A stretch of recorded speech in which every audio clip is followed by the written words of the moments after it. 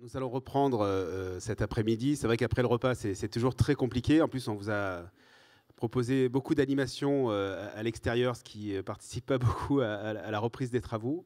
Alors, peut-être en guise de reprise, et avant que M. Assante ne vienne à la tribune pour accueillir l'ensemble des intervenants de la troisième table ronde, j'ai demandé à Mathieu Izard de nous dire ce qu'il a mesuré dans la qualité de l'air de notre enceinte ici, un petit peu à l'extérieur. Ça permettra aussi, je crois qu'on l'a bien évoqué ce matin, l'air extérieur, l'air intérieur. Qu'en est-il aujourd'hui dans cette salle ? Alors merci Dominique. Dans cette salle, on a pu réaliser des mesures uniquement de CO2 parce qu'on avait notre appareil de mesure qui récupère des données via un réseau de portables et vous l'avez sûrement vu, il n'y a pas de réseau dans l'amphi. Donc voilà, on va se contenter du CO2 et on aura d'autres mesures qui ont été réalisées à l'accueil. Ce qu'il faut savoir sur le CO2, c'est que c'est l'indice de confinement qu'on utilise en air intérieur. On respire tous et on rejette du CO2 et on considère que quand on dépasse certaines concentrations en CO2, on considère que l'espace est confiné. Là, ce qu'on voit, c'est que avant, ce matin à 8h45, avant que les gens rentrent dans l'amphi, on était à des concentrations qui sont de l'ordre de ce qu'on trouve à peu près à l'extérieur. Et à partir de 9h15, il y a les premières personnes qui sont rentrées dans l'amphi et on a eu une augmentation progressive des concentrations en CO2, alors qui est due parce qu'il y a quand même un grand volume, donc cette augmentation se fait raisonnablement. Et ce qu'on peut voir, c'est qu'on a atteint un maximum à 800 ppm de CO2 sur les coups de midi. Je pense que c'est à peu près l'intervention de Jean-François Jouzel. Et puis il y a eu un petit déclin après. Voilà. Mais c'est vrai que c'était assez. J'ai regardé un petit peu la salle et c'était vraiment au moment où il y avait le plus de personnes. Donc on voit effectivement que c'est bien lié à la respiration des occupants et le fait que on n'atteigne pas qu'on ait une sorte de plateau à 800 ppm veut dire qu'on a quand même une ambiance intérieure qui est assez bien renouvelée au niveau de son air. Donc là-dessus, pas trop de choses à dire. Ça aurait été bien de faire des mesures justement de COV totaux avec la balise qui communique par le réseau, vu la surface de bois qu'on a. Et hier, je pense qu'il n'y avait pas le même renouvellement d'air, il y avait quelques petites odeurs. Aujourd'hui, avec ce renouvellement d'air, je pense que tout va bien. En tout cas, pas de problème là-dessus. Pour ce qui est des mesures, cette fois-ci, de COV totaux, donc composés organiques volatiles totaux, à l'accueil, donc là où vous avez été accueillis ce matin et qu'on vous a donné les sacs, globalement, on était à des concentrations un peu toute la matinée vraiment raisonnables par rapport à ce qu'on a l'habitude de rencontrer. Toujours pareil, on a un volume qui est extrêmement important, surtout à ce niveau-là. Je ne sais pas combien il y a de hauteur sous plafond, mais le volume est assez important. Ce qu'il faut juste savoir, c'est qu'à 11h30, j'ai une collègue qui a essayé de me pourrir mes mesures en se mettant du parfum. Moi, j'ai fait ma petite enquête entre midi et 2. Je dis, qu'est-ce qui s'est passé ? Voilà, c'est quelqu'un qui a mis du parfum. Ce qu'on voit, c'est que ça fait une forte augmentation temporaire, mais c'était vraiment à proximité de la balise. Donc, les parfums polluent. Et puis, à midi 15, quelqu'un d'autre qui a fumé une cigarette électronique.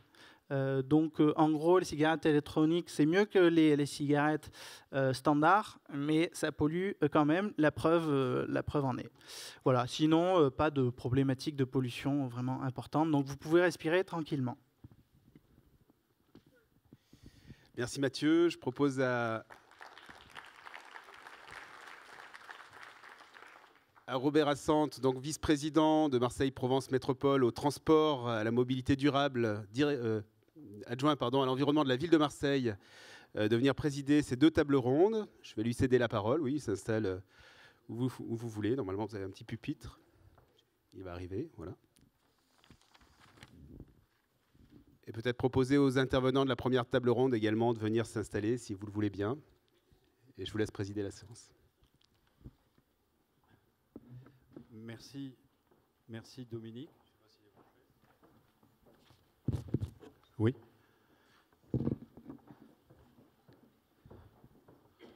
Bonjour, ravi de vous avoir. Bonjour madame. Installez-vous. Bonjour, madame. Installez-vous. Oui, mais il y a des noms aussi. Ah, alors, bah. on va essayer de les suivre, ça peut aider. Non, on va les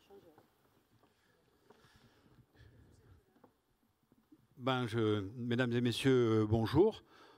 Permettez-moi tout d'abord de remercier le président d'ERPACA, Pierre Maria, qui est présent là au premier rang, et puis aussi Dominique, parce que m'installer pour présider une table ronde où je ne suis entouré que de dames, c'est un vrai privilège.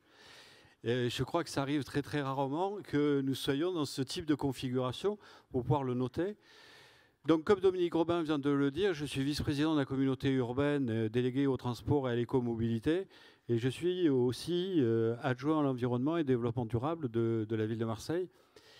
Et aujourd'hui, vous accueillir pour ces 3e journées méditerranéennes de l'air, c'est vraiment un plus pour cette ville qui s'est beaucoup investie pour essayer d'améliorer son ordinaire, pour qu'on puisse dire que la qualité de l'air que nous respirons aujourd'hui soit bien loin de celle que nous respirions il y a quelques années en arrière.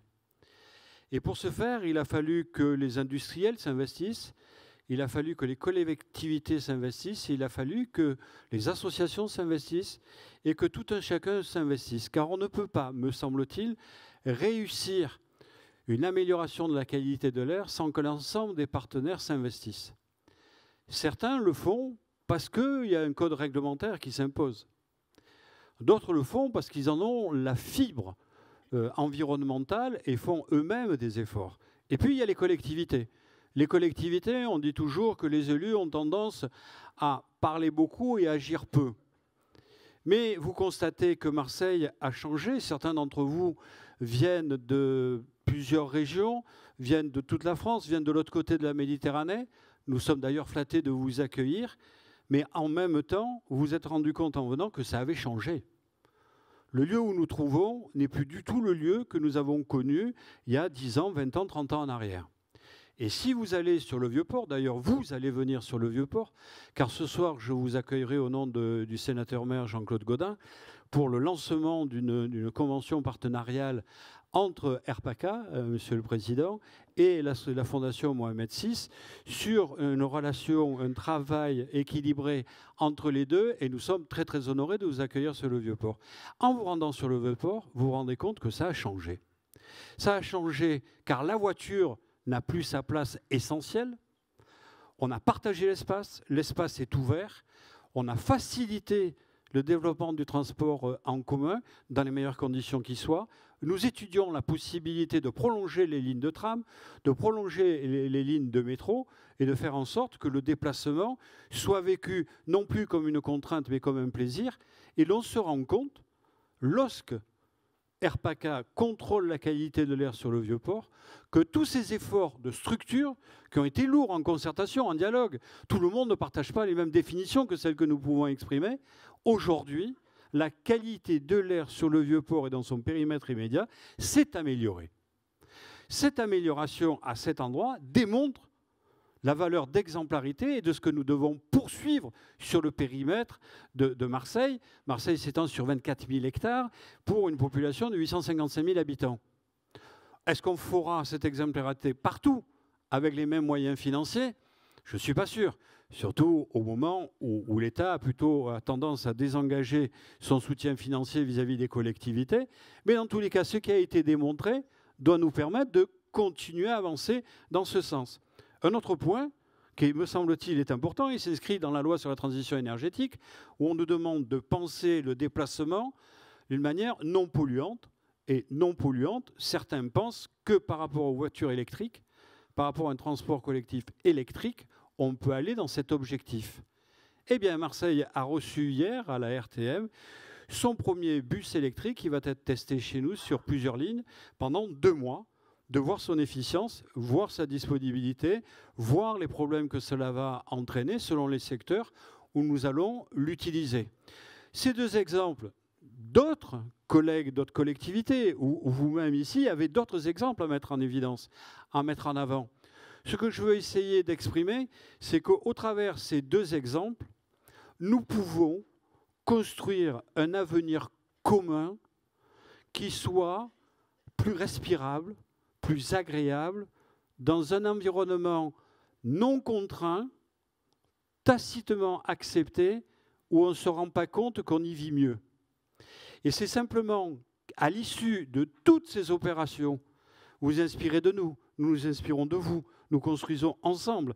Personne ne définit un point comme étant le seul à pouvoir apporter un plus, mais en échangeant, en dialoguant et en essayant de s'écouter les uns les autres, on peut s'inspirer de tout cela. C'est ce en quoi je félicite, mais je le ferai différemment ce soir, et je remercie la Fondation Mohamed VI, qui pourrait rester dans son coin, penser seul, mais peut s'inspirer de ce que nous faisons. Certaines choses sont reprenables, d'autres ne le sont peut-être pas. Chacun doit s'adapter par rapport à son usage et à sa vie, mais venir écouter, prendre, échanger, conventionner, je l'espère, avec nous, démontre que cet échange n'est pas qu'un dialogue, n'est pas simplement des intentions, mais aussi des réalités. Et ces journées méditerranéennes de l'air, si l'on devait retenir que ça, l'échange et le partage, ce serait, me semble-t-il, quelque chose d'assez extraordinaire. Et permettez-moi de conclure mon intervention en vous disant que finalement, c'est ce qu'on a dit ce matin et ce qu'on dit cet après-midi, on arrive tous à partager. Alors vraiment, avec ces journées méditerranéennes de l'air, on pourra dire que c'est vraiment plus belle la vie. Merci infiniment.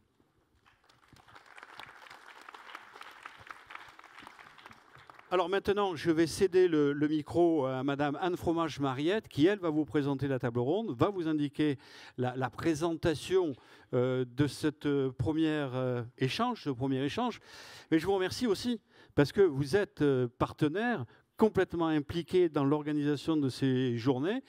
Et RPACA, Monsieur le Président, s'est très bien partagé avec Air Languedoc-Roussillon pour dire qu'ensemble, on pourrait encore progresser. Merci, Monsieur Assante.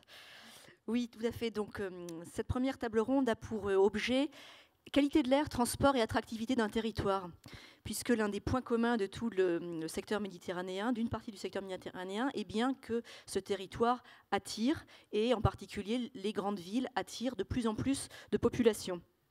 Donc, je me suis appuyée en préparant un petit peu cette table ronde sur le fait que finalement l'attractivité d'un territoire générait des flux de personnes, de transport, de marchandises, et donc une augmentation des transports routiers, notamment aux abords des grandes villes. Alors, ce graphique reprend de manière un petit peu différente ce qui avait été présenté ce matin par l'un des chercheurs sur l'explosion de la population dans les zones urbaines du bassin méditerranéen.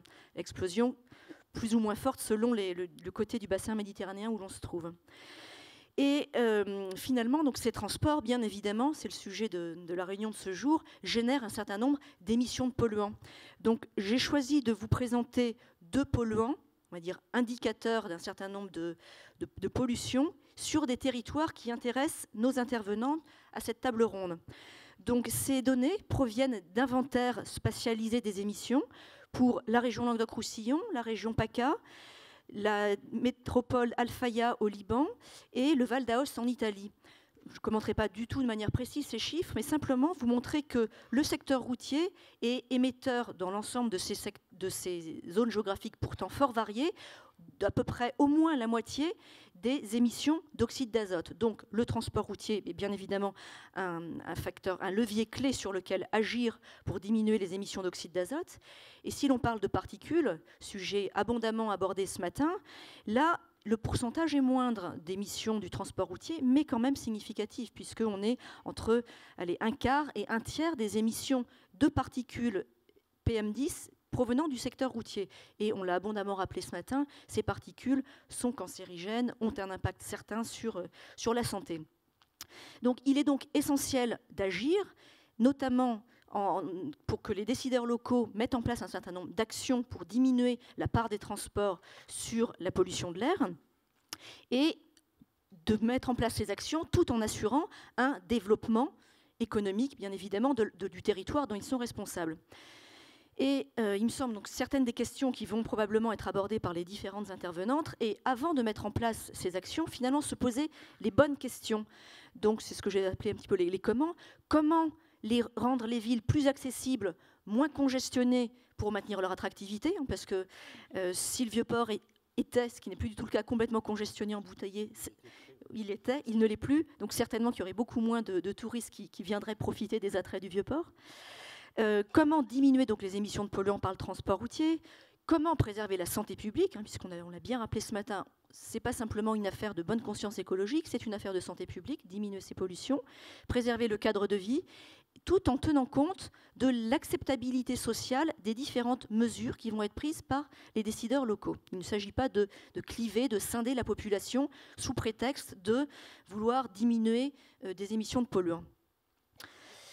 Alors, donc certaines décisions, pour quand même, malgré l'acceptation sociale, peuvent être difficiles à prendre pour des décideurs, d'interdire la circulation des transports d'une partie des villes, par exemple, c'est une décision difficile à prendre, mais les décideurs peuvent quand même être aidés par le fait que une grande partie de la population européenne semble prête à accepter ces changements, puisque un sondage récent dit que la quasi-totalité des Européens interrogés pensent que la protection de l'environnement est importante, et la pollution de l'air est l'un des sujets les plus préoccupants.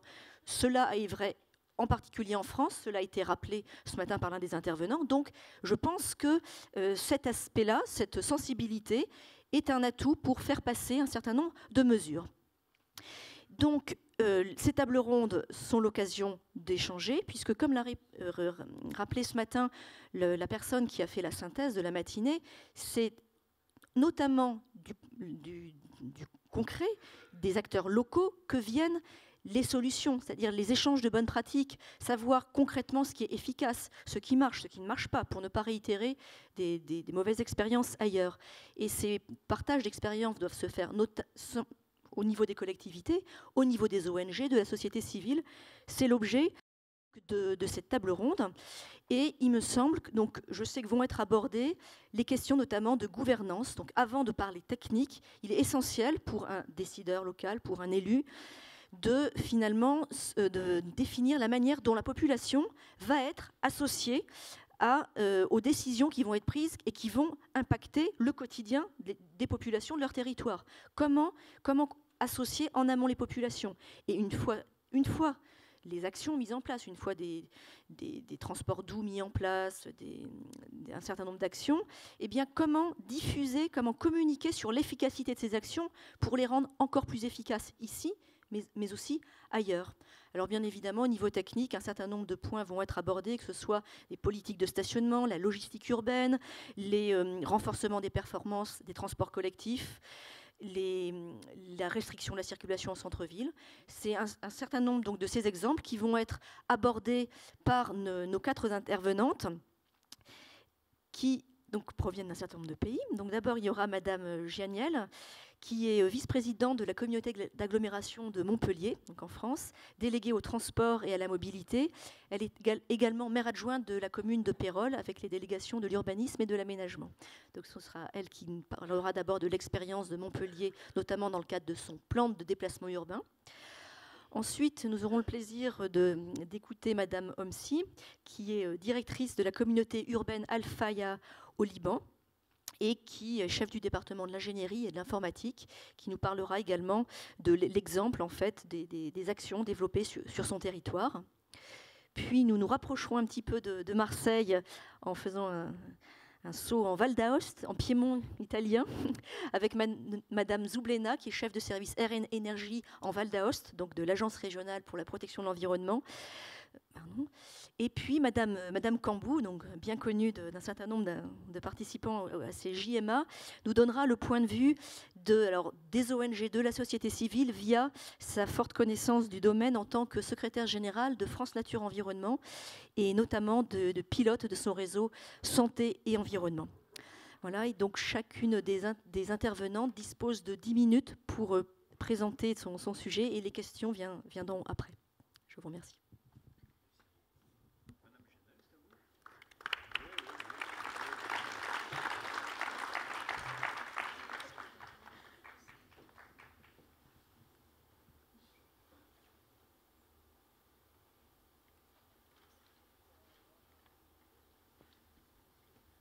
Je crois qu'il nous faut attendre quelques secondes pour la synchronisation des présentations. Je pense qu'il n'y a aucune volonté induite. Hein. Ne vous inquiétez pas, regardez, vous êtes en train d'apparaître. Merci et bonjour à tous. Donc, Madame Fromage-Mariotte qui donc a souhaité qu'on puisse présenter l'exemple de l'agglomération de Montpellier en termes de politique de transport en lien direct véritablement avec une volonté d'amélioration de la qualité de l'air. Donc j'attaque tout de suite, je vais vous parler du territoire montpelliérain. L'agglomération de Montpellier, comme beaucoup d'agglomérations sur le pourtour méditerranéen, une agglomération extrêmement attractive dont l'attractivité se traduit par des courbes démographiques tout à fait croissantes depuis maintenant plus d'une cinquantaine d'années. Une attractivité qui se traduit par donc plus 1,2% de population par an, plus de 4000 nouveaux habitants chaque année, qu'il s'agit bien entendu dans un premier temps de loger et ensuite d'aider à se déplacer. Avec par ailleurs une particularité qui est que l'agglomération de Montpellier a un faible tissu industriel, ce qui fait que, effectivement, comme on a pu l'observer sur vos graphiques tout à l'heure, on a une pollution, alors je ne suis pas une spécialiste de la qualité de l'air, mais on a une pollution atmosphérique qui est quand même essentiellement liée au trafic routier, et en particulier pour ce qui concerne les gaz à effet de serre. C'est 39% de la production de gaz à effet de serre qui est liée au trafic routier sur l'agglomération de Montpellier, avec 3/4 liés à la voiture individuelle et 1/4 liés aux camions.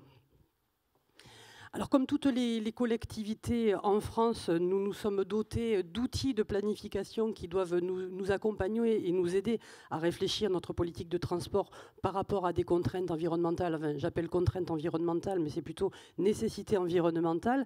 En particulier, donc, je les cite très rapidement, le PPA, plan de protection de l'atmosphère, donc, qui vient d'être révisé par l'État et qui a pour vocation donc, qui constitue plutôt un outil intéressant de gestion de la qualité de l'air.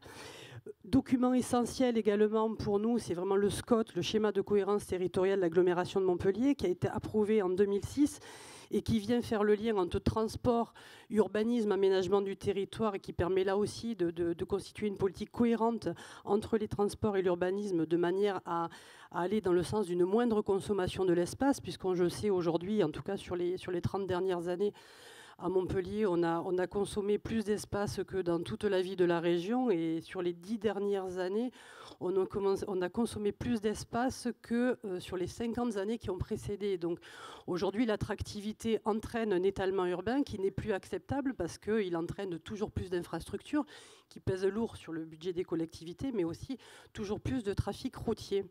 Donc le SCOT, on le disait, le plan climat-énergie territoriale, bien sûr, approuvé chez nous en février 2014, qui donc fixe des objectifs extrêmement ambitieux. Entre 90 et 2020, l'objectif, c'est moins 21% donc de gaz à effet de serre sur le périmètre de l'agglomération. Et enfin, et c'est ce qui m'amène plus vers vous, c'est tout ce qui concerne donc le plan de déplacement urbain, document programmatif extrêmement important, le PDU donc, de l'agglomération de Montpellier, qui véritablement fixe des objectifs extrêmement importants sur lesquels on va revenir par la suite. D'ailleurs, on va y revenir tout de suite, puisque je vois qu'on est en train de décliner sur la partie droite de la diapositive les axes de travail de notre PDU. Donc le PDU, c'est 10 années d'objectifs dans le domaine de l'environnement lié au transport, qui se décline en 3 axes principaux. Le premier, donc, qui est tout à fait innovant et qui nous est propre, c'est, au vu de ce que je vous expliquais, de l'étalement urbain que l'on observe dans la région montpelliéraine et dans l'Hérault de manière générale, c'est imaginer comment construire la ville des courtes distances.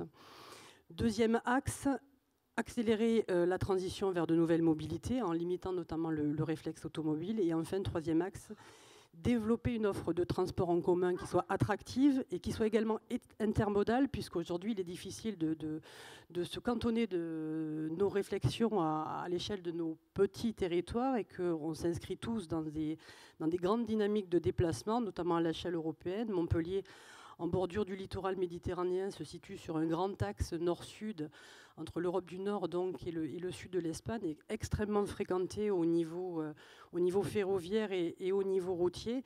Et donc il s'agit également pour nous de réfléchir à des offres de transport intermodales, donc qui fait le lien entre les grands axes routiers, les grands axes ferroviaires et également les besoins de déplacement à l'intérieur de notre agglomération.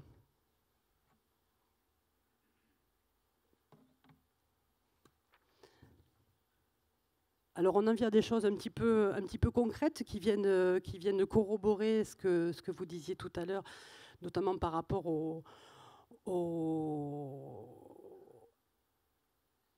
Alors, qu'est-ce que je voulais vous dire par rapport donc aux polluants et surtout à la place à l'imprégnation de ces pollutions en fonction des modes de déplacement que nous choisissons.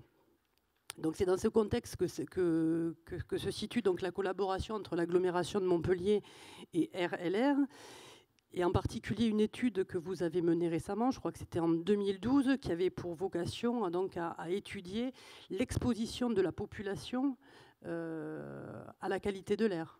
C'est bien dans le transport en particulier.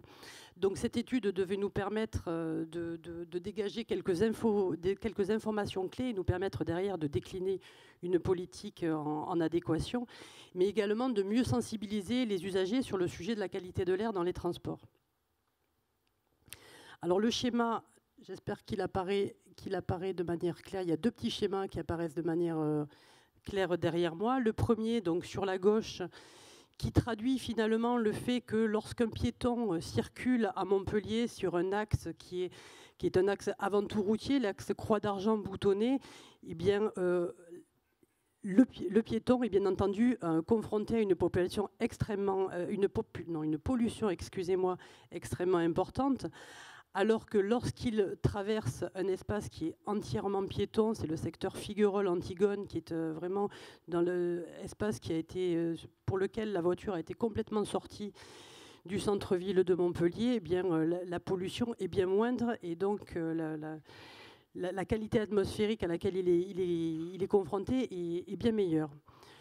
À droite, nous avons un autre graphique qui nous est proposé, et qui l'attend sur un même trajet, donc c'est 3 trajets différents, tend à comparer différents modes de déplacement. Le premier trajet, c'est voiture-vélo. On voit bien qu'il n'y a pas photo. Le deuxième, voiture et bus. Et le troisième, voiture et tramway. Donc on voit bien dans les 3 cas, pour les 3 trajets différents, que dans le cas d'un trajet en voiture, le passager, tout à fait, le conducteur, merci, est donc confronté à des niveaux de pollution qui sont tout à fait supérieurs à ceux que l'on peut observer sur les autres modes de déplacement.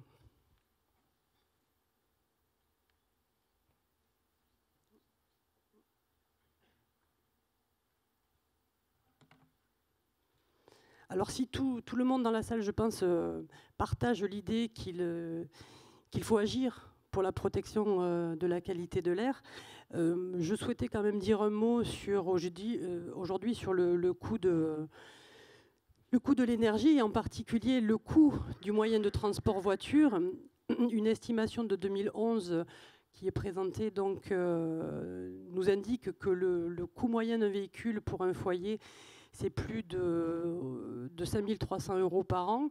Sur la région Languedoc-Roussillon et le département de l'Hérault en particulier, ce montant représente plus de 25% des revenus d'une famille. Donc on peut aisément se rendre compte que si c'est une nécessité d'un point de vue environnemental, c'est également une nécessité d'un point de vue économique. Et aujourd'hui, on ne peut plus continuer d'aller vers le tout voiture.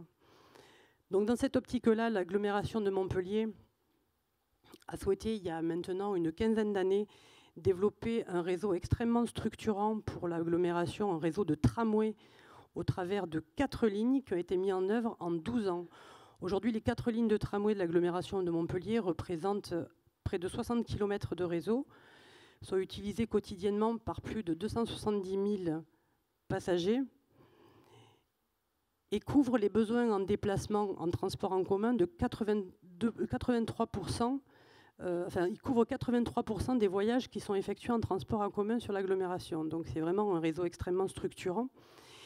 Et ce réseau est d'autant plus structurant qu'il s'éloigne parfois de manière assez importante du centre urbain, de l'hypercentre de Montpellier, pour aller desservir des secteurs qui n'étaient pas forcément totalement donc urbanisés, comme par exemple sur la partie gauche, donc vous avez un petit schéma qui présente les communes de Castelnau-le-Lez et Le Cress, qui étaient urbanisées avant l'arrivée du tramway, mais autour desquelles, pour des secteurs qui ne l'étaient pas, sur la partie sud du tracé donc du tramway, de la ligne 2 de tramway, donc qui ont permis d'ouvrir des zones d'habitation nouvelle, mais aussi des zones de mixité urbaine, donc où aujourd'hui l'habitation est rapprochée du commerce et des zones de bureaux, et donc proposer une urbanisation qui, cette fois, est moins consommatrice d'espace et qui vient se caler sur les axes structurants des moyens de transport en commun de l'agglomération.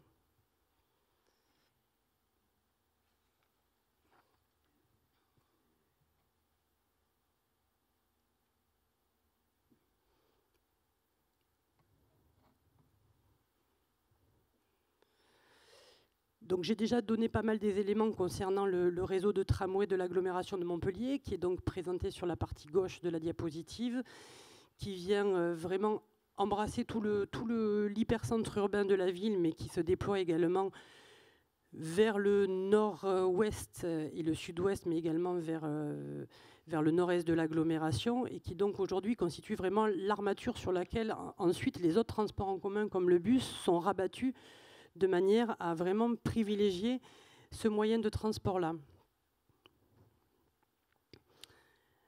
Qu'est-ce que je vais vous dire de plus sur le sujet de cette diapositive ?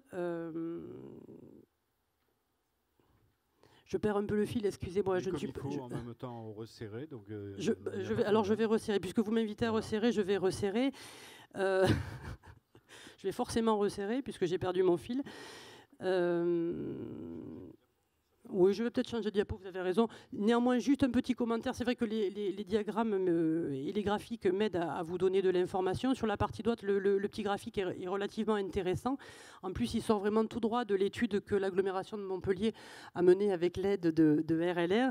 Donc, il s'agit de comparer les concentrations en oxyde d'azote de part et d'autre d'un axe qui était précédemment routier, qui est donc l'avenue du professeur Grasset à Montpellier, et puis qui est devenu, pour lequel la voiture ne circule quasiment plus, puisque le tramway, la ligne 1, a été mise en place. Donc effectivement, madame, vous avez raison, on voit bien les faits. Avant 2000, c'est-à-dire avant la mise en place de la ligne 1 de tramway, donc on avait un niveau de part et d'autre de l'avenue important de pollution. Avec la mise en place de la ligne 1 et la baisse du trafic routier, on voit immédiatement l'effet donc sur la pollution de l'air et donc sur une amélioration de la qualité de l'air.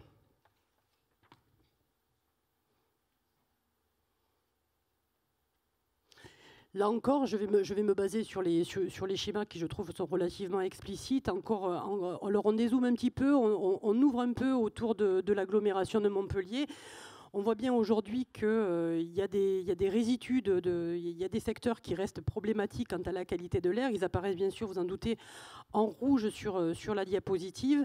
Et là, comme vous l'avez peut-être deviné pour ceux qui connaissent, la partie barrée sur la partie basse de la photo aérienne, c'est l'autoroute A9, c'est-à-dire c'est effectivement ce qui amène le gros du trafic routier sur l'agglomération de Montpellier. Donc aujourd'hui, et donc la réflexion qui sous-tend de pouvoir travailler au-delà des échelles de nos villes, strictement de nos villes, et pouvoir travailler plutôt sur les territoires. Alors on le disait, donc aujourd'hui le tramway à Montpellier, c'est vraiment l'occasion d'une amélioration de la qualité de l'air qui est en cours de mesure et sur laquelle je vais revenir. Et puis c'est aussi l'occasion au travers du maillage. Alors je vais quand même remettre la diapositive avant, mais je ne vais pas perdre trop de temps, ne vous inquiétez pas. Absolument. Donc sur la partie en rouge, donc on a ce qui est la ligne 4 de tramway de Montpellier, qui en fait vraiment fait le tour du centre-ville. Et donc cette ligne 4 a vocation finalement à extraire l'automobile du centre-ville de Montpellier, et c'est elle qui propose véritablement de dévier la circulation en transit pour éviter que les véhicules ne pénètrent dans l'hypercentre de Montpellier. Donc c'est de par une infrastructure donc exemplaire, c'est vraiment l'idée d'extraire la voiture de l'hypercentre urbain. Donc on dézoome encore un petit peu plus, et donc là on se rend compte que que Montpellier, alors non seulement est tout près de la Méditerranée, c'est la tache bleue en bas à droite, mais d'infrastructures de transport extrêmement importantes. On a cité l'autoroute A9. Je parle également de la ligne de trains régionaux, donc qui passe également dans le même axe que l'autoroute A9. On a également actuellement en chantier ce qu'on appelle le contournement de Nîmes-Montpellier, qui est donc la future voie TGV qui desservira Montpellier. Et donc, on est véritablement là dans l'idée de pouvoir offrir donc des connectiques entre le réseau local et ce réseau d'infrastructures de dimension nationale et internationale, au travers notamment d'abord d'échanges de pôles d'échange multimodaux. On en a déjà 2 sur l'agglomération de Montpellier, un sur la gare Saint-Roch qui fait le lien entre les trains régionaux et le tramway, et un autre sur la commune de Baillargues qui se situe au niveau du futur péage de l'autoroute A9 qui est en création actuellement et qui permet un lien entre l'automobile et le train régional qui permet une desserte depuis Baillargues vers le centre de Montpellier en 8 minutes, et également une connexion avec les bus périurbains et le train.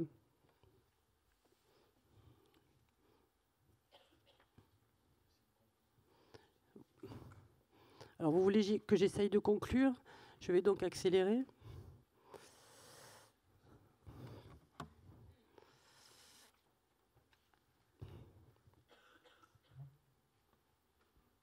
Alors je vais conclure avec la métropolisation de Montpellier. Je suis sûre que vous serez sensible, vous serez sensible au sujet.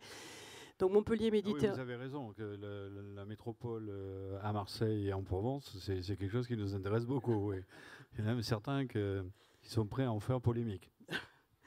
Bon, pour ce qui est de Montpellier, cette métropolisation n'allait pas de fait, mais elle a été votée, consentie par l'ensemble des conseils municipaux de l'agglomération des 31 communes. Donc au 1er janvier, nous passons en métropole, mais c'est un petit pied de nez, simplement pour vous dire que ce changement de dimension nous invite aussi à nous interroger sur ce que doivent être les axes de travail de cette métropole et ces axes de développement économique, humain, sociaux et environnementaux, et que parmi les 5 axes de développement qui ont été retenus par les communes par les 31 communes de l'agglomération de Montpellier, future métropole, eh bien, il y a la santé tout d'abord. Alors pas seulement parce que Montpellier est un pôle universitaire historique en matière de santé et que la faculté de médecine porte loin les couleurs de la ville, mais également parce qu'aujourd'hui l'attractivité du territoire est largement liée à ses paysages, mais aussi à la qualité de son environnement et donc à la qualité de l'air.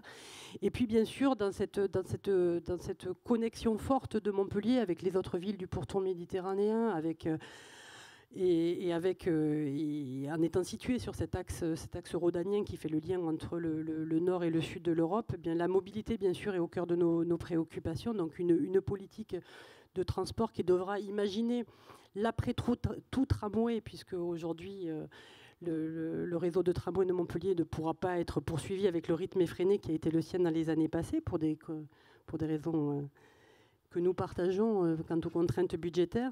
Et également, autre axe important de développement stratégique pour la métropole de Montpellier, les sciences du vivant. Donc on voit bien qu'on est véritablement dans l'idée de replacer, je dirais, la qualité de vie au cœur des préoccupations politiques de la métropole, en absorbant par ailleurs une compétence au 1er janvier qui est extrêmement importante, qui est la compétence voirie, et qui elle aussi participe largement à la définition d'une politique de déplacement ambitieuse et raisonnée. Je vous remercie. Merci à vous. Merci beaucoup. Alors nous allons complètement changer d'expérience, Madame Omsi, vous qui êtes directrice à la communauté urbaine El Fayad, dans un contexte totalement différent, dans un environnement différent, et vous allez aussi nous parler de votre exemplarité.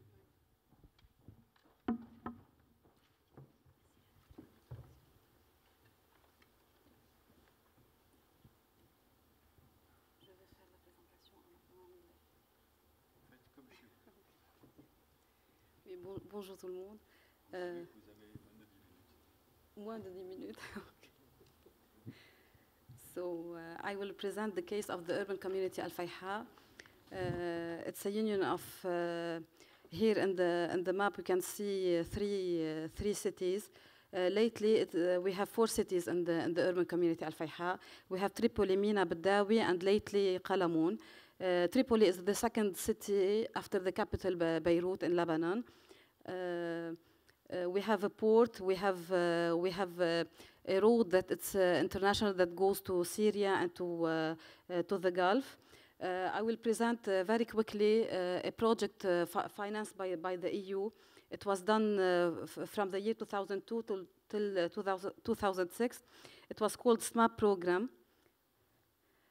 We did an emission inventory, and we have calculated all these pollutants. The PM, the SO2, the NO2, the O3. Passive and active sampling methods are used to collect air pollutants. Passive, for gas pollutants, we have 13 locations. For active, for the particles, we have 2 locations. This is the map for the 13 locations for the air ambient that we did. And this map is for the emission inventory that we have done. 29 activities were causing the air pollution in the urban community Al Fayha. And after doing all the calculation, the main source of pollutants from the inventory were the traffic, then the port, then the car painting, etc. I will not read the whole list.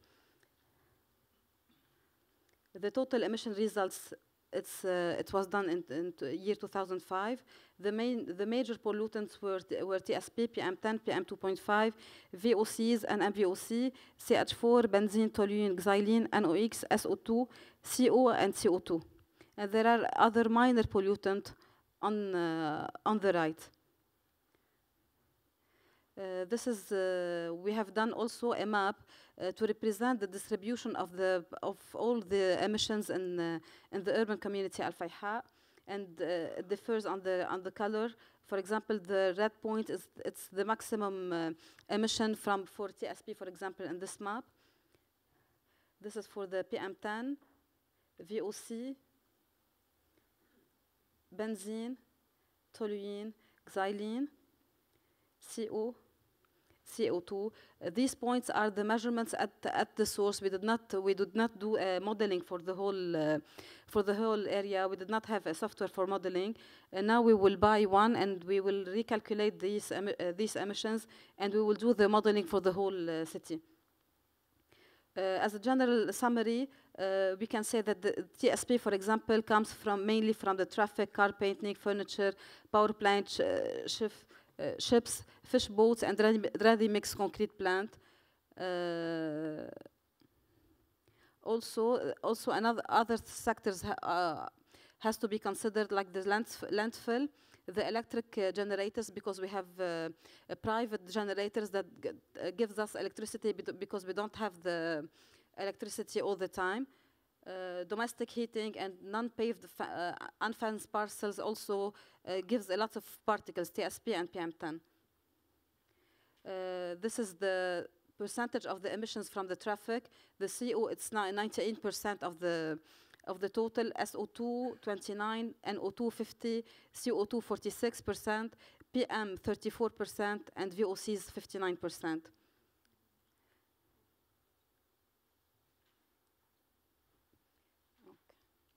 I missed some.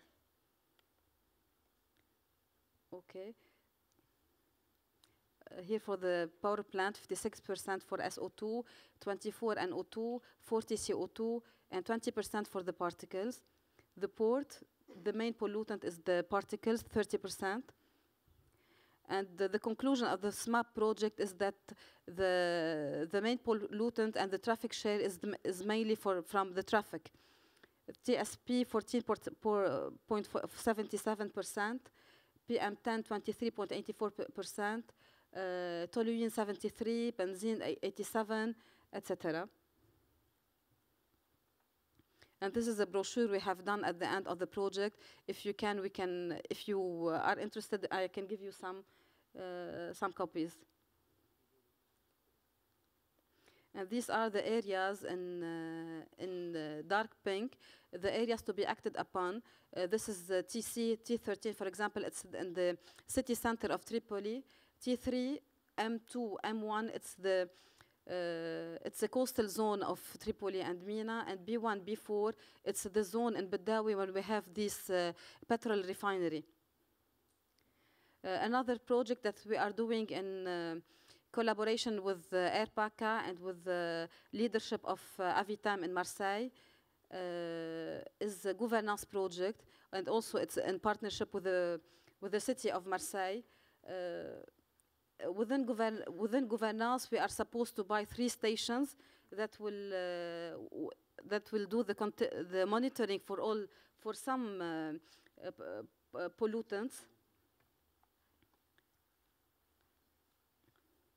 And we are now in the procedure of the selection of the sites and of the analyzers that we have to buy for each site.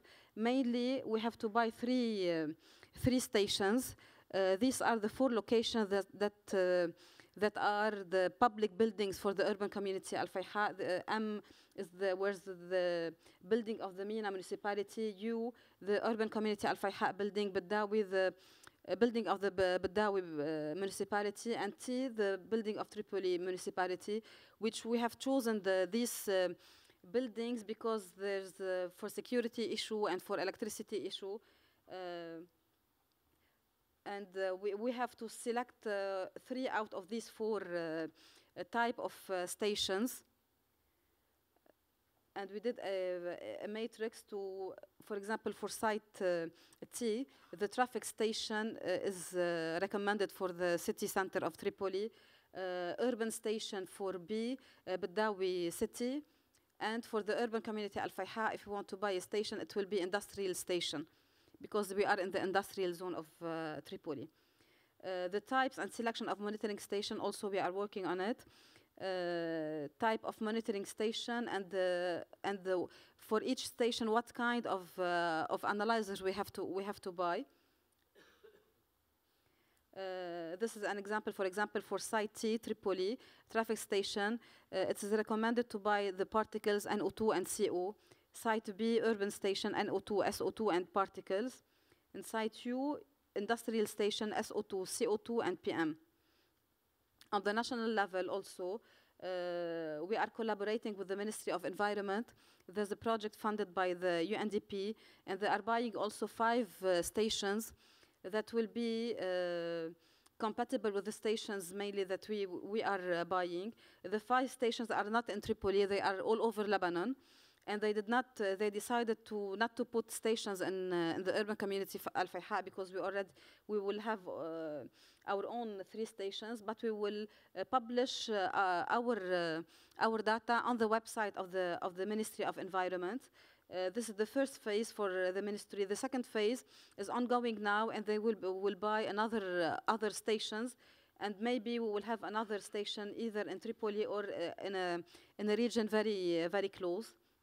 And they are depending on the Al Fayha and governance project to add the missing data from their network. This is the distribution of the CO from the road transport. We can see the dark points are in the city center. In Beirut, for example, the one in dark, and the orange is the Tripoli city. And road transport for the whole Lebanon is responsible for 50 to 70% of the concentration of MVOCs that are measured in Beirut.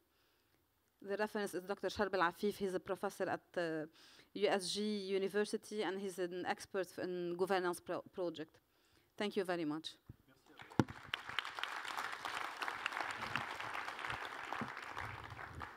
Merci infiniment pour la concision de votre exposé.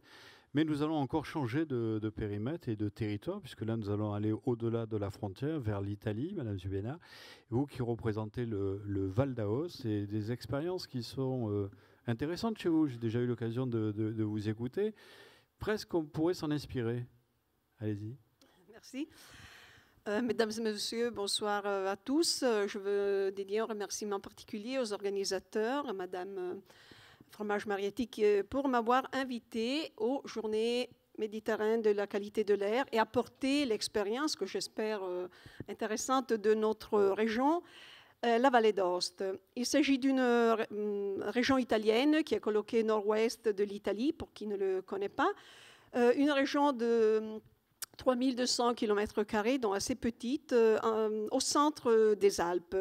Elle est entièrement donc, contournée par des montagnes assez élevées et le territoire est sillonné par une vallée centrale direction est-ouest où se recueillent pratiquement toutes les activités humaines et la plupart de la population. Au centre de la vallée, il y a la ville principale Aoste, une ville qui, comme vous le voyez, est dans une plaine, mais qui est entièrement entourée par des montagnes assez élevées. Au nord, vers la Suisse, on a 4300 mètres du Grand Combin, etc. Donc le territoire est très petit, limité, celui qui peut être utilisé pour, évidemment, les activités humaines.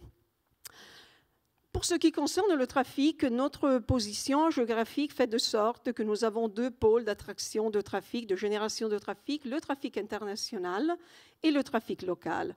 Très brièvement et simplement, le territoire est tellement complexe d'un point de vue altimétrique qui fait de sorte qu'il y ait une voie unique, disons comme ça, qui collègue le trafic du sud, disons de l'Italie vers le nord de l'Europe, et par deux tunnels, un vers la France et un vers la Suisse. Cette voirie, ce couloir, un des couloirs internationaux, engendre un trafic d'environ 20 000 voitures par jour et 4 000 poids lourds. Le trafic, par contre, local, est essentiellement celui qui concerne la ville centrale, donc Aoste, et ce qu'on appelle la plaine d'Aoste. C'est toutes les communes qui sont situées en proximité de la ville. En général, le modèle de trafic nous donne que chaque jour, il y a une génération de 136 000 voitures pour une population qui est sur les 30 000 habitants, donc assez peu. On a déjà parlé, Madame Anne a déjà dit quelle est l'incidence sur les émissions dans l'ensemble due au trafic.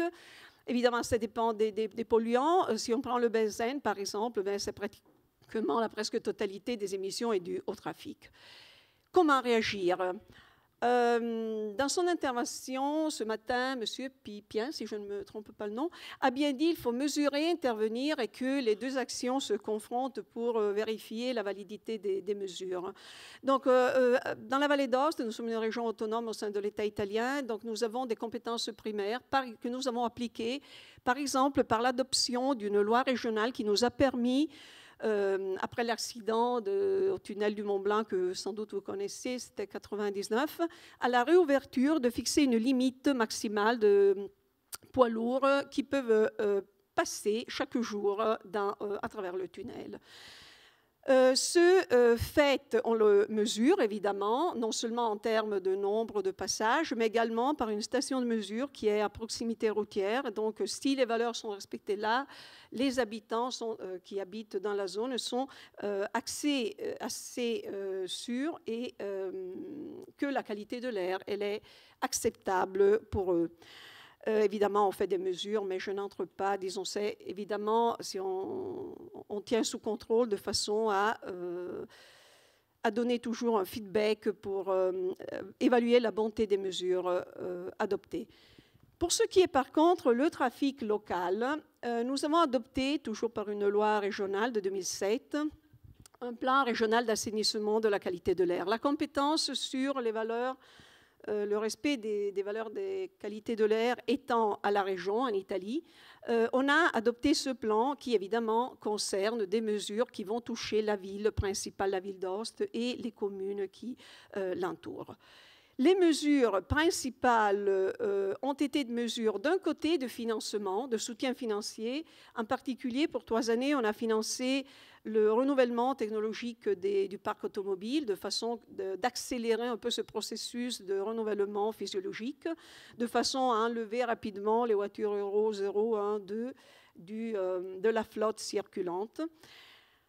On a encore financé l'achat, le renouvellement du 30% environ des bus transitant dans la ville d'Aoste dédiés au transport public. ont été achetés des bus au gaz naturel. On a réalisé une piste cyclable qui permet, dans les 20 km autour de la ville, dans les communes qui se trouvent dans cette zone, d'être colléguées à la ville d'Aoste par une piste cyclable. Le froid d'hiver ne favorise pas tellement l'utilisation du vélo, mais en fait, on fait le possible. Par la suite, on a encore, on a fait quelque chose d'un peu particulier qui a donné quand même quelques résultats, c'est d'organiser la desserte locale, c'est-à-dire la livraison des marchandises aux commerçants et aux activités productives par un système centralisé qui utilise des bus, des véhicules, en partie à gaz, en partie électrique. Un dernier, j'ai mis en orange parce que ce n'est pas terminé, on a réalisé des parkings dans la zone périphérique de la ville. C'est des projets, bien entendu, qui découlent il y a quelques années, qui voient leur réalisation dans les prochaines années. Qu'est-ce que l'ensemble de ces mesures à financement avec on a dégagé une enveloppe financière d'environ 15 millions d'euros sur ces mesures dans 3 ans. Qu'est-ce que ça a comporté avec, en termes de réduction des émissions, comme on mesure, on voit assez bien comme l'incidence sur le benzène, qui est représentée dans le graphique en bas à gauche, est assez évidente, à démontrer que évidemment, d'un côté, les entités publiques, les administrations investissent, mais il faut bien aussi que les mesures entreprises donnent des impacts positifs. Compte tenu de l'importance de bien finaliser les financements, surtout dans un moment assez difficile pour l'Italie au sein de l'Europe. Bien sûr, il m'a frappé ce matin, même avant, vous avez passé une vidéo où on interviewait des gens, on disait, bon, les collectivités, les élus, les dirigeants, les fonctionnaires doivent faire quelque chose, doivent intervenir, doivent faire des politiques de réduction des émissions. Il est vrai, la politique elle doit faire son cours, mais il est également vrai que certaines mesures, elles vont toutes seules. C'est le cas par exemple de la limitation des poids lourds. La population n'est pas directement concernée, sauf indirectement parce qu'elle bénéficie d'une réduction des impacts. Mais quand on prend d'autres mesures, celles-ci demandent par contre des changements d'habitude de chaque jour dans la vie des personnes. Ce n'est pas toujours évident. Comment chercher des façons de concertation? La ville d'Aoste a réalisé un observatoire de la qualité de l'air de la ville d'Aoste qui se réunit normalement 2 fois par an, sauf des cas d'émergence, situation un peu critique, donc elle peut réunir plus fréquemment. Il y a tout le monde là-dedans. Il y a donc les élus de la région, de la commune, les fonctionnaires régions et communes, de tous les départements dont transport, tous les secteurs concernés, chauffage, transport, environnement, bien sûr. On a ce qu'on appelle en Italie l'unité sanitaire locale, c'est-à-dire l'institution qui s'occupe de santé publique. On a l'agence régionale pour la protection de l'environnement. On a les associations de stakeholders, des activités productives, des artisans, des commerçants, industriels. On a bien sûr les syndicats des travailleurs et bien sûr les associations pour la défense de l'environnement. On a également la police municipale pourquoi ? Parce que quand il s'agit de faire des mesures pour faire face à des situations de criticité de la pollution de l'air, bien sûr, on a une intervention directe de la police. Jusque-là, comme vous voyez, on a pensé principalement des mesures, je ne sais pas si on dit en français structurelles, c'est-à-dire structurelles, permanentes, de façon à donner des réponses permanentes à la population. Ce qui, dans le temps, a permis aussi de réduire les situations de criticité où on a des pics élevés de pollution qui sont chez nous typiquement l'hiver avec les phénomènes d'inversion thermique. Mais également, il peut arriver, comme il est arrivé chez vous, je pense à Paris l'année passée, l'hiver passé, etc., des situations vraiment critiques. Et là, cet observatoire permet aussi de débattre, de confronter les différentes positions. Je peux vous assurer que les instances étant bien opposées, parce que d'un côté, on a les extrémismes, d'un côté, l'autre, bon, le rôle de ces organismes permettent quand même d'avoir des confrontations, de se comprendre. Parfois, n'est pas aussi évident. Et un rôle important le jouent les médias. À ces séances sont publiques, sont admis les journalistes qui rebondissent les différents débats à la population, ce qui aide dans une sensibilisation aussi à comprendre parfois les choix des élus qui ne sont pas parfois très dans l'immédiat compris. Voilà, je vous remercie pour votre attention. Merci infiniment de votre intervention. Mais avant de donner la parole à Madame Cambou, je voulais vous poser une question, car je suis intrigué, alors peut-être je me trompe, mais le fait que votre agence régionale pour l'air intervient pour mesurer l'air, mais intervient dans les décisions à prendre pour améliorer la qualité de l'air. C'est-à-dire que vous n'êtes pas, me semble-t-il, comme chez nous, c'est-à-dire nous on surveille, on contrôle, on informe, on échange, mais il n'y a pas de décisions qui sont prises par notre intermédiaire. On renvoie, après les politiques décident. Vous intervenez dans le pouvoir décisionnel? Non, pas directement. Ça va venir. Pas directement dans le pouvoir décisionnel, mais dans une phase de proposition, oui. Normalement, on est écouté, mais c'est, disons, notre soutien est celui de scénariser certaines propositions que les élus, les administrations proposent. Effectivement, on cherche à avoir aussi un rôle plus interactif, si vous voulez, parce que c'est assez important d'avoir toujours, comme on le disait, les mesures, la scénarisation et puis la réalisation des mesures et la vérification de l'efficacité des mesures elles-mêmes.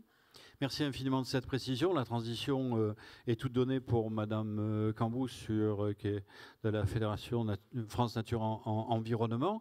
Donc vous intervenez, vous suggérez et vous suivez derrière. Est-ce que c'est quelque chose qui pourrait vous intéresser, ça, que les fédérations, les ASCA puissent faire des propositions, demandent aux élus de mettre en application et qu'ensuite ils viennent vérifier de l'efficacité de ce qu'ils ont suggéré? C'est pas quelque chose que France Nature pourrait suggérer? Pourquoi pas? Pourquoi pas? Mais la composition des ASCOA en France est très pluraliste dans leur composition. Donc ça, c'est acquis. Et je ne suis pas sûre que toujours les composantes d'une ASCOA soient prêtes à faire des recommandations à une puissance publique. Mais là, c'est plutôt dans le débat qu'on devrait revenir sur cette question-là ensuite, si vous le souhaitez. Donc, très concrètement, un état des lieux très rapide. On a parlé de beaucoup de choses depuis ce matin.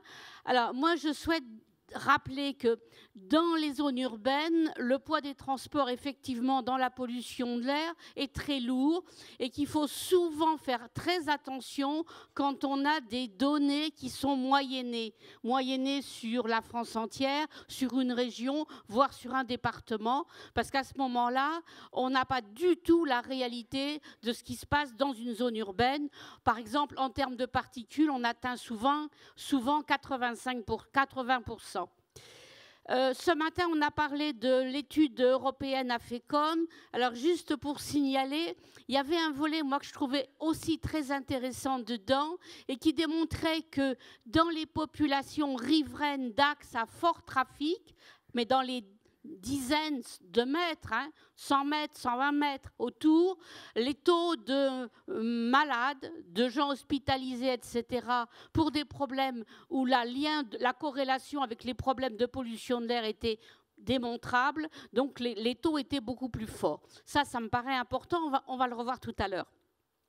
Et puis rappeler quand même, parce qu'il y a un certain nombre de personnes ici qui sont des responsables de collectivités, qu'il y a des zones à concentration de problèmes en ville. Donc on parle de l'air, ne pas oublier qu'il y a aussi le bruit des transports terrestres, bruit des avions.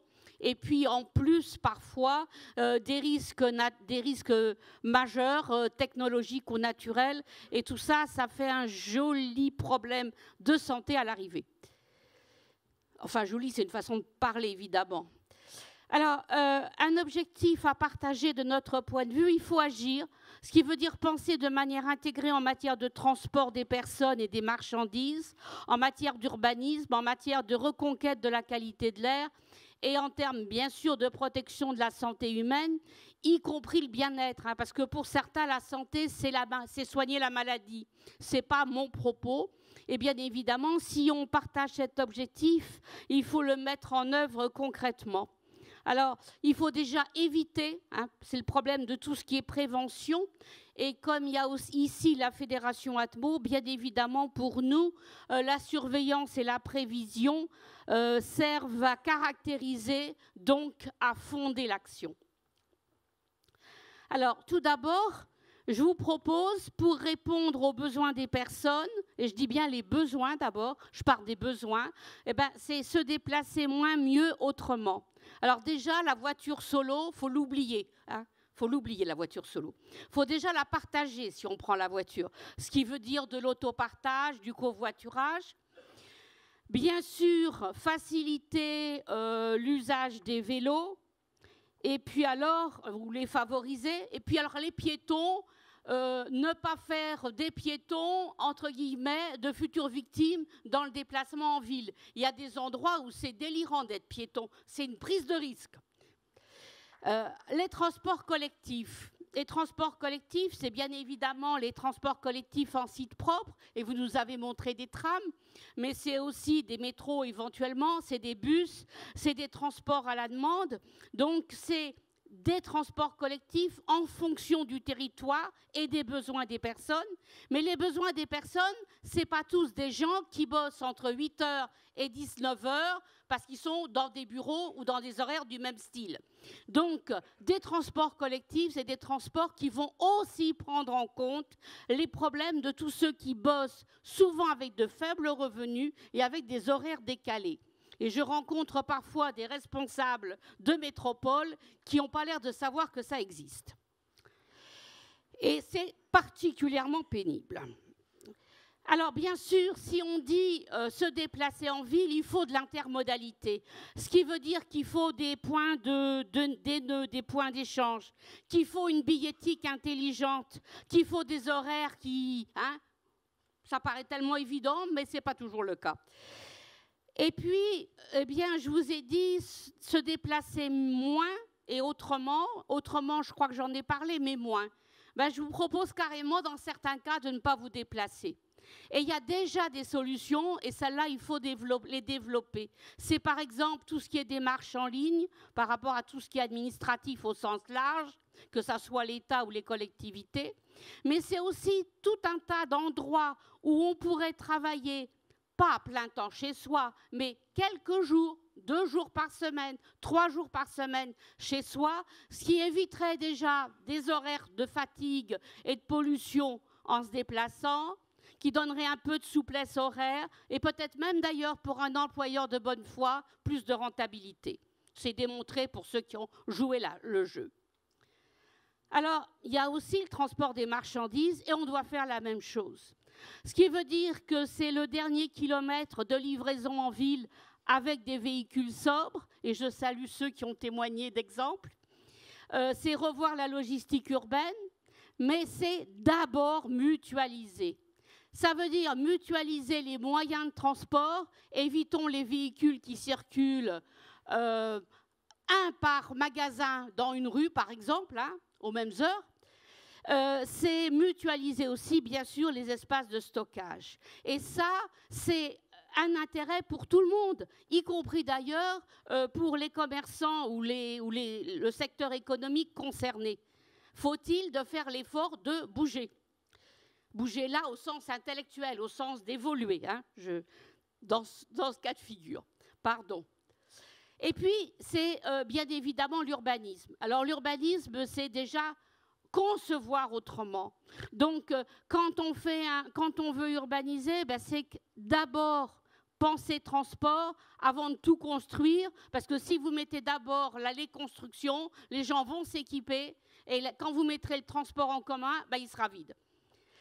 C'est des zones de livraison pour les paquets, les petits paquets et tout dans les quartiers. C'est des hôtels de logistique carrément prévus du début. Et puis, je vous en prie, pas d'établissements sensibles proches des voies à fort flux. Établissements sensibles, c'est par exemple les crèches, les écoles maternelles, mais vous pouvez en trouver d'autres. C'est en fait des établissements où les personnes qui vont y vivre dans le quotidien sont les personnes qui vont être les plus sensibles à la pollution de l'air. Et puis, bien évidemment, je vous ai mis des points de suspension, parce que si je devais inventorier tout ce que vous pouvez faire, il me faudrait beaucoup plus que 10 minutes. Et donc, je vous le dis, il n'y a pas de solution unique, il y a un bouquet de solutions. Et alors, pour terminer, 3 mots-clés. Copier ce qui marche ailleurs, imaginer, expérimenter, surtout, imaginer et expérimenter.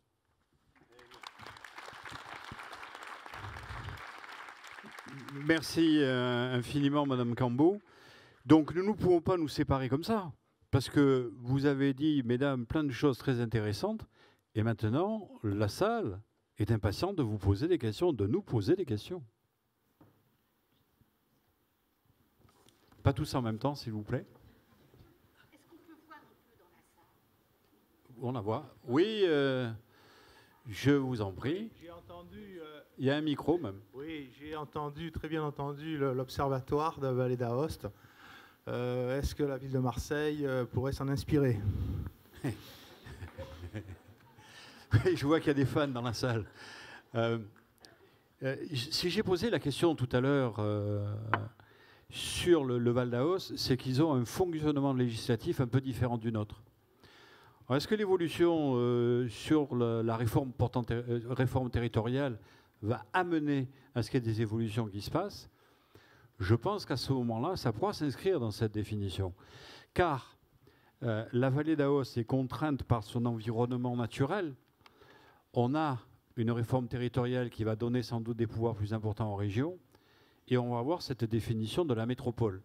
Or, je ne rentre pas dans le débat qui nous occupe ici, de savoir si on est pour, si on est contre. Mais quand on a un périmètre métropolitain, les choses peuvent se faire différemment. La notion de transport ne peut se concevoir qu'à l'échelle d'une commune. Marseille est une ville un peu atypique dans l'exemple, puisqu'il y a, je l'ai dit tout à l'heure, 24 000 hectares, 860 000 habitants. Mais il y a des communes qui sont tout autour, qui ont 140 000 habitants comme Aix, d'autres Aubagne 44 000, mais la plupart ont entre 5 000 et 20 000 habitants.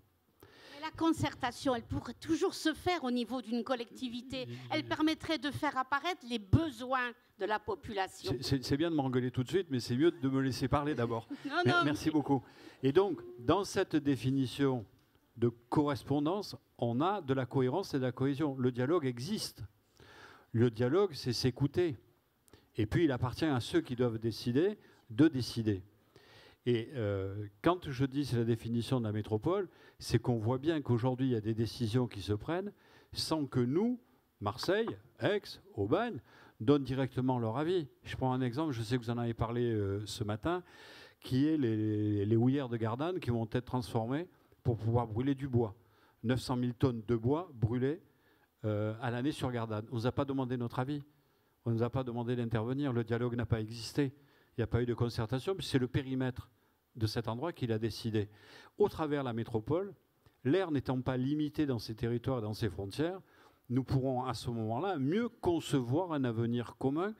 Le transport sera beaucoup plus cohérent, beaucoup plus complémentaire, et on pourra mêler le ferré, le tram, voire du tram-fer, de voir du métro, du bus, du BHNS, qu'on pourra faire complémentairement.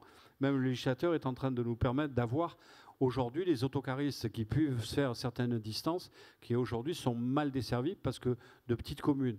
Donc il faut faire très attention sur cet environnement-là, mais faire un observatoire de la concertation et du dialogue, oui, bien sûr, c'est un sujet sur lequel nous travaillons. On est un peu bloqué dans cet avenir territorial tel que le législateur a envie de nous définir. Il faudra qu'on s'implique à l'intérieur de celui-ci. Oui, j'aimerais beaucoup avoir cet observatoire de l'environnement. C'est d'ailleurs une suggestion que j'ai faite au maire de Marseille et au président de la communauté urbaine pour que nous soyons communes. C'est en cours, mais on veut avoir un peu plus d'informations et de précision par le législateur. Oui, J'aimerais compléter. Oui, mais Richard, il faut prêter le micro aux autres, parce qu'il y en a qui lèvent la main. Hein.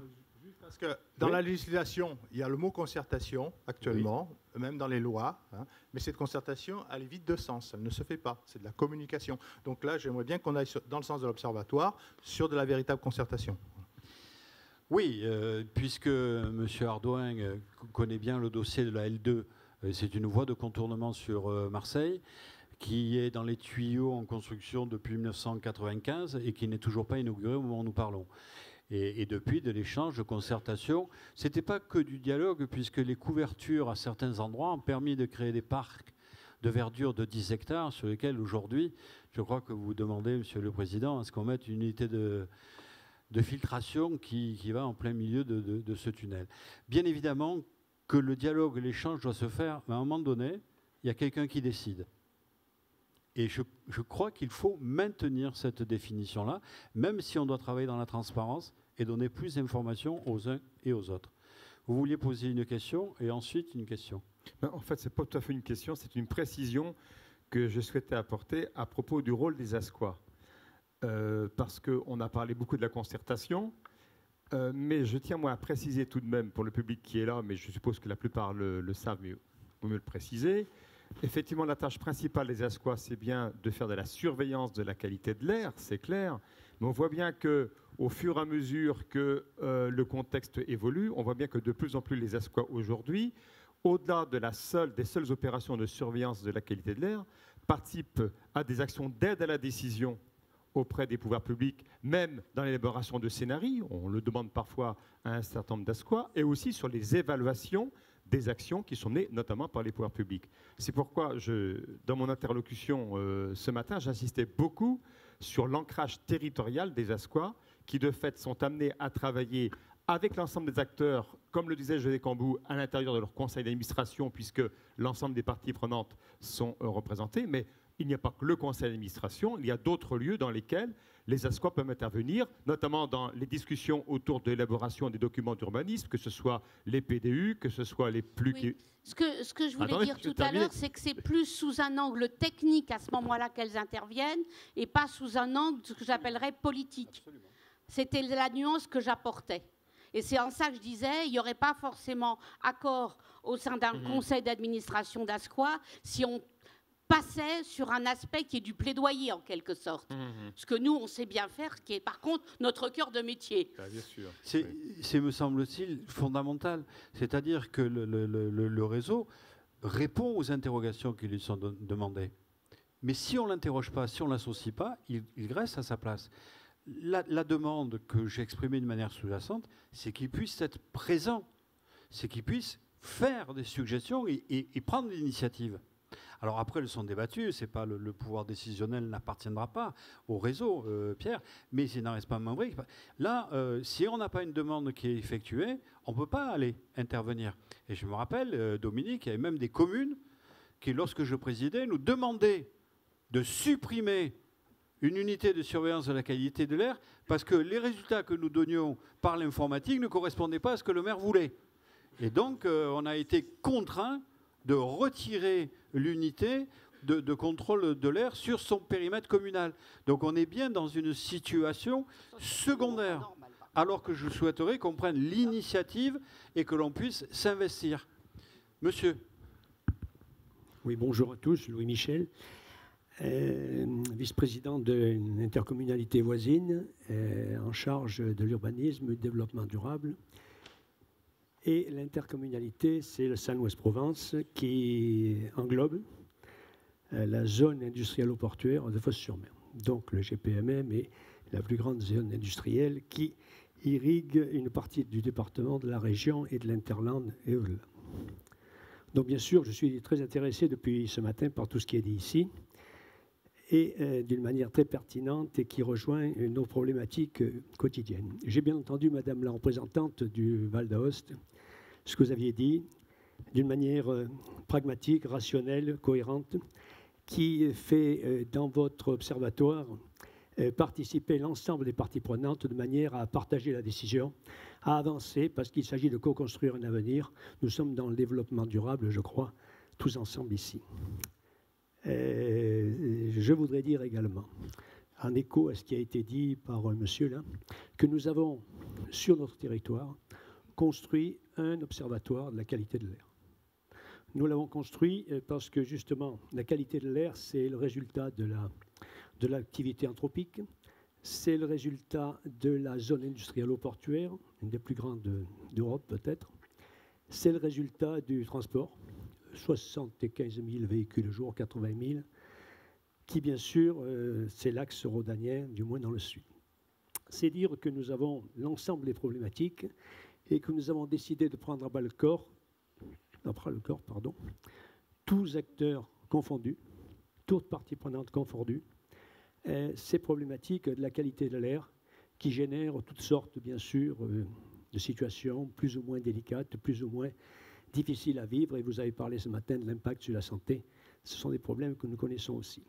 L'avantage, et là je reprends comment dire, une phrase de Sénèque dans l'Antiquité qui disait que la connaissance du risque ne génère ni le mal ni la catastrophe, mais permet bien souvent de l'éviter.